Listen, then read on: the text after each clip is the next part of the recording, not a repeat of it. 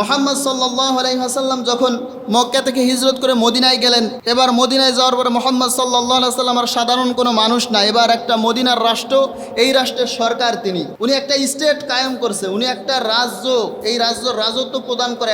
উনি এখন একজন বাদশাহ। এখন আর উনি ওই মক্কার ছাগল মেষ তড়িয়ে বেড়ানো রাখাল নয়, এবার সে মদিনার রাষ্ট্রের বাদশাহ। তো উনি যখন মদিনার রাষ্ট্রের সরকার, এবার দিক বিদিক ইসলামের বিজয় ধ্বনি লাগতে লাগলো, ইসলাম কায়েম হতে লাগলো, ইসলাম স্টেট কায়েম হতে লাগলো।